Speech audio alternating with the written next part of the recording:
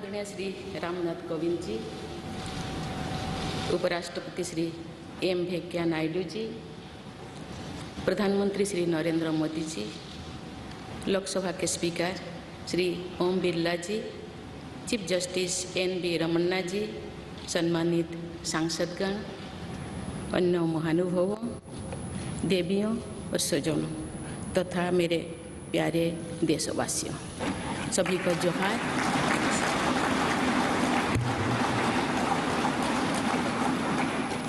भारत के सर्वोच्च संवैधानिक पद पर निर्वाचित करने के लिए मैं सभी सांसदों और सभी विधानसभा सदस्यों का हार्दिक आभार व्यक्त करता हूँ। आपका मत देश के करोड़ों नागरिकों के विश्वास की अभिव्यक्ति है। मैं भारत के समस्त नागरिकों की आशा, आकांक्षा और अधिकारों की प्रतीक इस पवित्र संसद से सभी देशवासियों का पूरी विनम्रता से अभिनंदन करता हूँ।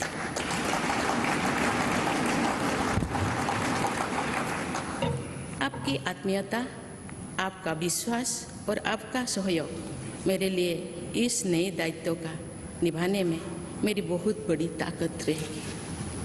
मुझे राष्ट्रपति के रूप में देश ने एक ऐसे महत्वपूर्ण कालखंड में चुना है जब हम अपनी आज़ादी का अमृत महोत्सव मना रहे हैं।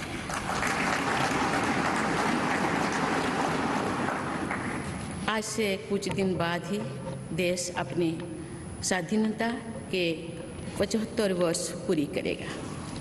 ये भी एक संयोग है कि जब देश अपनी आज़ादी के 50वें वर्ष का पर्व मना रहा था, तभी मेरे राजनीतिक जीवन की शुरुआत हुई थी। और आज आज़ादी के 75वें वर्ष में मुझे ये नया दायित्व मिला है। इस ऐतिहासिक समय में जब भारत अगले 25 वर्षों के विजन को हासिल करने के लिए पूरी ऊर्जा से जुटा हुआ है, मुझे ये जिम्मेदारी मिलना मेरा बहुत बड़ा सौभाग्य है। मैं देश की ऐसी पहली राष्ट्रपति भी हूँ जिसका जन्म आज़ाद भारत में हुआ है। हमारे स्वाधीनता सेनानियों ने आज़ाद हिंदुस्तान के हम नागरिकों से जो अपेक्षाएं की थी, उनकी पूर्ति के लिए इस अमृत काल में हमें तेज गति से काम करना होगा। इन 25 वर्षों में अमृत काल की सिद्धि का रास्ता 2 पटरी पर आगे बढ़ेगा, सबका प्रयास और सबका कर्तव्य। भारत के उज्जवल भविष्य की नई विकास यात्रा हमें सबके प्रयास से करनी है, कर्तव्य पथ पर चलते हुए करनी ही है। कल यानी 26 जुलाई को कारगिल विजय दिवस भी है।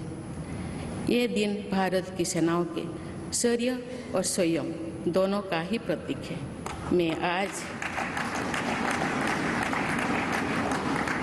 मैं आज देश की सेनाओं को तथा देश के समस्त नागरिकों को कारगिल विजय दिवस की अग्रिम शुभकामनाएं देती हूँ। देवियों और स्वजनों, मैंने अपनी जीवन यात्रा पूर्वी भारत में ओडिशा के एक छोटे से आदिवासी गांव से शुरू की थी।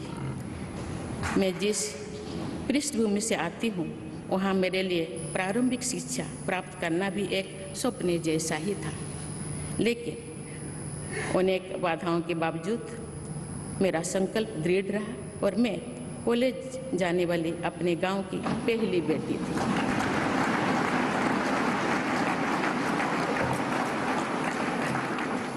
मैं जनजातीय समाज से हूँ और वार्ड काउंसिलर से लेकर भारत की राष्ट्रपति बनने तक का अवसर मुझे मिला है। ये लोकतंत्र की जननी भारतवर्ष की महानता है।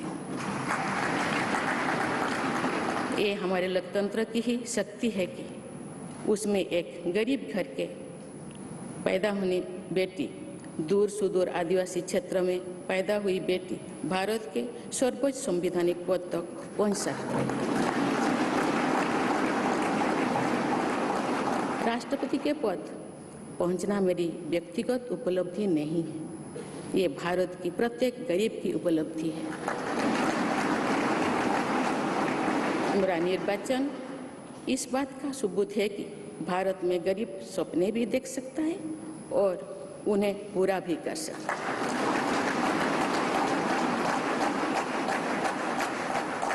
और ये मेरे लिए बहुत संतोष की बात है कि जो सदियों से वंचित रहे, जो जीवन विकास के लाभ से दूर रहे, वे गरीब, दलित, पिछड़े तथा आदिवासी मुझे ये अपना प्रतिबिंब देख सकते हैं। मेरे इस निर्वाचन में देश के गरीब व का आशीर्वाद शामिल है। देश की करोड़ों महिलाओं और बेटियों के सपनों और सामर्थ्य की झलक है। मेरे इस निर्वाचन में पुरानी लीग से हटकर नए रास्ते पर चलने वाले भारत के आज के युवाओं का साहस भी शामिल है। ऐसे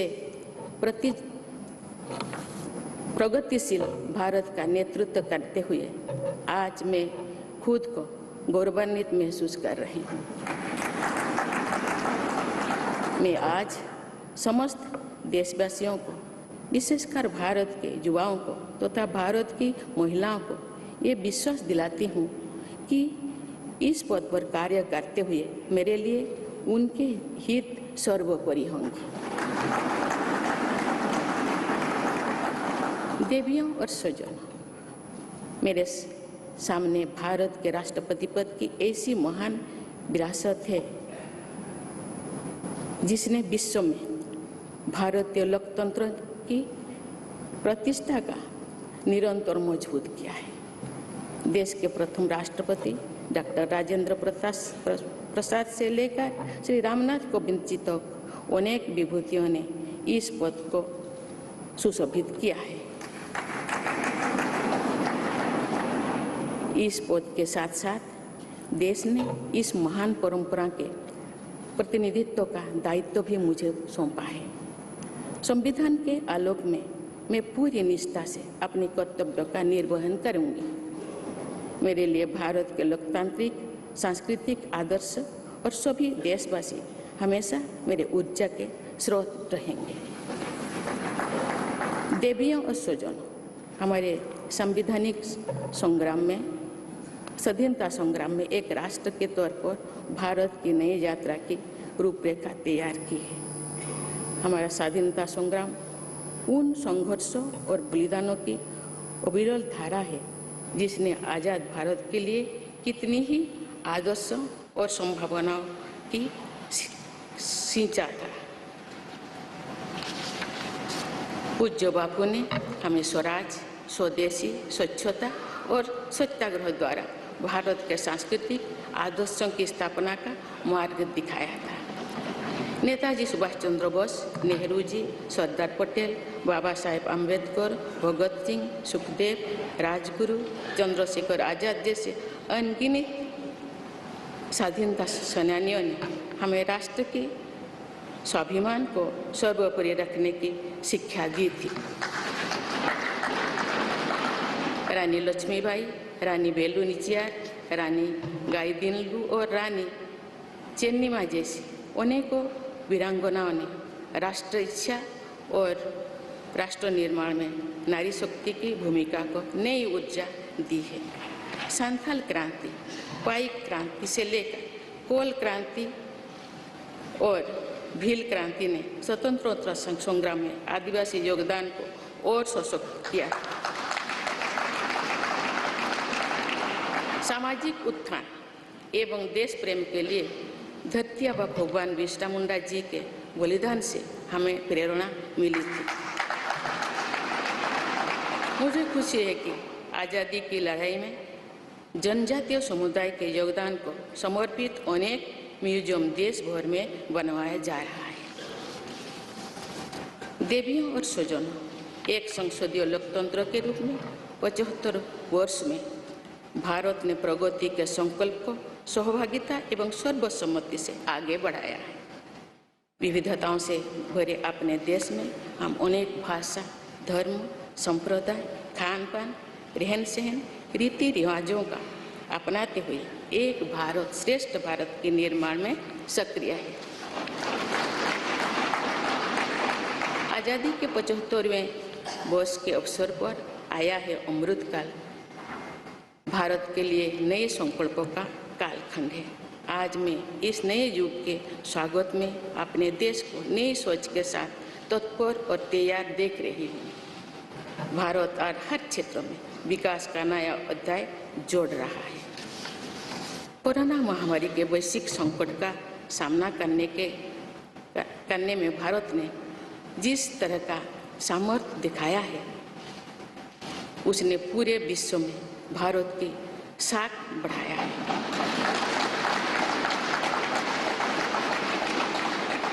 हम हिंदुस्तानियों ने अपने प्रयासों से न सिर्फ इस वैश्विक चुनौती का सामना किया, बल्कि दुनिया के सामने नए मापदंड भी स्थापित की।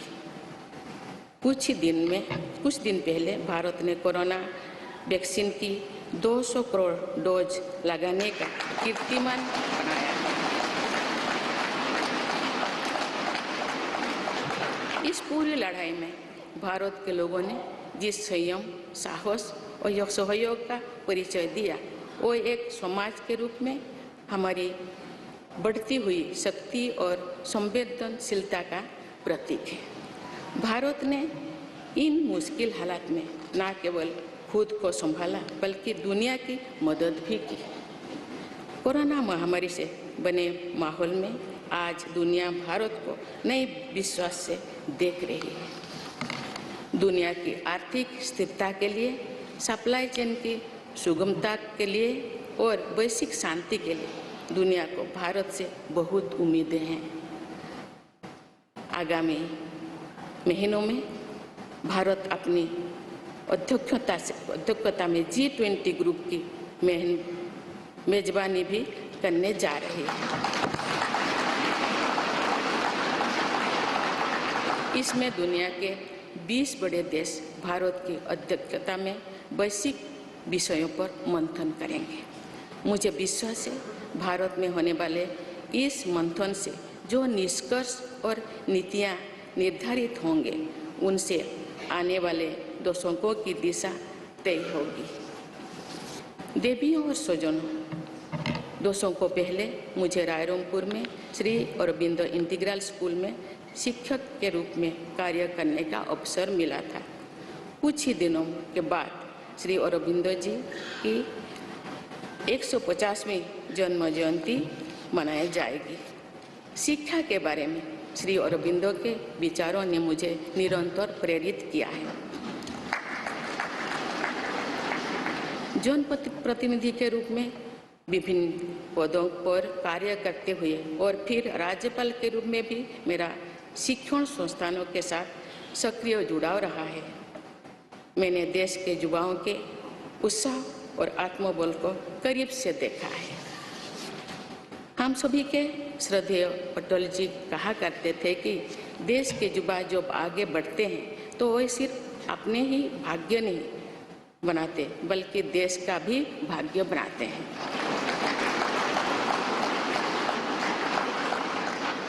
आज हम इसे सोच होते देख रहे हैं। वोकल फॉर लोकल से लेकर डिजिटल इंडिया तक हर क्षेत्र में आगे बढ़ रहा आज का भारत विश्व के साथ कदम से कदम मिलाकर औद्योगिक क्रांति 4.0 के लिए पूरी तरह भारत तैयार है। रिकॉर्ड संख्या में बन रहे स्टार्टअप्स में नए इनोवेशंस में दूर सुदूर क्षेत्रों में डिजिटल टेक्नोलॉजी की स्वीकार्यता में भारत के युवाओं की बड़ी भूमिका है। बीती वर्षों में भारत ने जिस तरह महिला सशक्तिकरण के लिए निर्णय लिए हैं, नीतियाँ बनाई गई है, इससे भी देश में एक नई शक्ति का संचार हुआ है। मैं चाहती हूँ कि हमारी सभी बहनें व बेटियाँ अधिक से अधिक सशक्त हो तथा वे देश के हर क्षेत्र में अपना योगदान बढ़ाते रहें। मैं अपने देश के युवाओं से कहना चाहती हूँ कि आप न केवल अपने भविष्य का निर्माण कर रहे हैं, बल्कि भविष्य के भारत की नींव भी रख रहे हैं। देश के राष्ट्रपति के तौर पर मेरा हमेशा आपको पूरा सहयोग रहेगा। देवियों और सज्जनों, विकास और प्रगतिशीलता का अर्थ निरंतर आगे बढ़ना होता है, लेकिन साथ ही अपने अतीत का ज्ञान भी उतना ही आवश्यक है। आज जब विश्व सस्टेनेबल प्लैनेट की बात कर रहे हैं, तो उसमें भारत की प्राचीन परंपराओं, हमारे अतीत की सस्टेनेबल लाइफस्टाइल की भूमिका और बढ़ जाती है। मेरा जन्म तो उस जनजातीय परंपरा से हुआ है जिसने हजारों वर्ष से प्रकृति के साथ तालमेल बनाकर जीवन को आगे बढ़ाया है। मैंने जंगल और जलाशयों के महत्व को अपने जीवन में महसूस किया है। हम प्रकृति से जरूरी संसाधन लेते हैं और उतनी ही श्रद्धा से प्रकृति से सेवा भी करते हैं। यहाँ संवेदनशीलता का आज वैश्विक अनिवार्यता बन गया है। मुझे इस बात की प्रसन्नता है कि भारत पर्यावरण संरक्षण के क्षेत्र में विश्व का मार्गदर्शक बन रहा है। देवियों और स्वजनों, मैंने अपने अब तक के जीवन में जौन सेवा में ही जीवन की सार्थकता को अनुभव किया है। श्री जगन्नाथ क्षेत्र के एक प्रख्यात कवि भीम भोई जी की कविता की एक पंक्ति है, मो जीवन पछे नरके पड़ी थाउ जगत उद्धार।